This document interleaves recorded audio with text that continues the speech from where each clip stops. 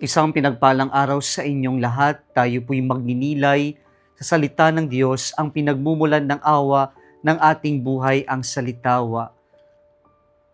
Marahil po nakakawalang ganang pagsabihan o magmalasakit sa taong hindi naman nakikita yung mabuting intensyon natin o pagmamalasakit natin sa Kanya. Na kahit na gaano nating ipakita yung pagmamalasakit natin o naisin natin na mapabuti yung tao, subalit imbis na siya'y magpasalamat, ma-appreciate yung kabutihan natin o pagmamalasakit natin, ay minamasama pa tayo. Tila nakakawalang gana naman kapag ganito. Mga kapatid, siguro kung titingnan natin ang ating Panginoong Hesukristo, kung hindi lamang sa Diyos, marahil ito yung kanyang kinahinatnan, ang ma-disappoint, ang mawalan ng gana sa atin. Ang ating Ebanghelyo po ngayon ay ang pagpapatuloy, pagkaraan pong pagalingin ng Panginoon, ang isa pong lalaking pilay o may sakit ng 38 years.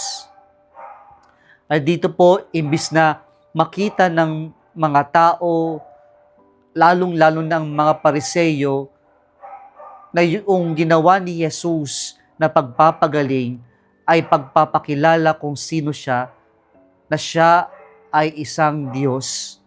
Subalit ano ang nakita nila? Nakita nila ang isang taong pinagaling sa araw ng pamamahinga. Nakita nila ang violation na si Jesus ay nagtrabaho sapagkat siya'y nagpagaling sa araw ng pamamahinga o Sabbath day, na ito'y pinagbabawal sa kanilang batas, sa kanilang sinusunod na tradisyon. Kaya po hindi nila nakita na si Jesus ay Diyos.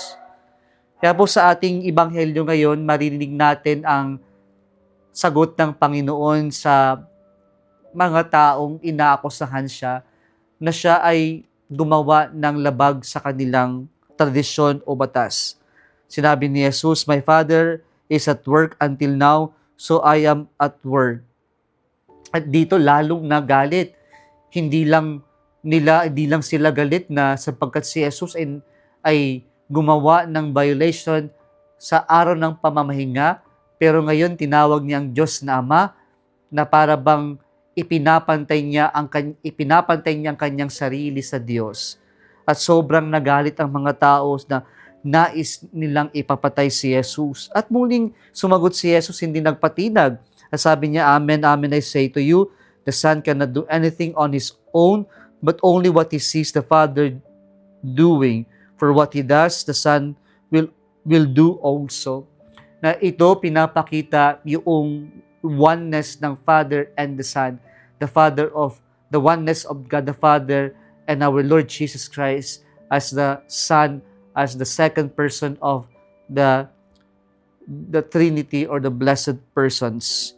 Kaya po, dito pinapahayag ng Panginoon yung kanyang identity, yung kanyang divine identity, pero hindi pa rin nila makita sapagkat bulag sila, sapagkat wala silang pananampalataya o pananalig sa ating Panginoon.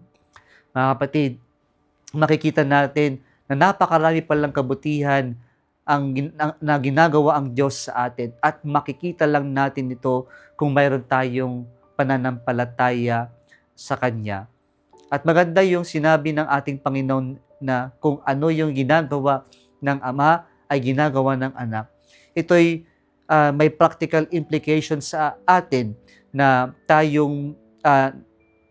pong nakakatanda, lalong-lalong mga magulang, ay kayo ang ihemplo. Tayo ang magiging ihemplo ng mga susunod na henerasyon.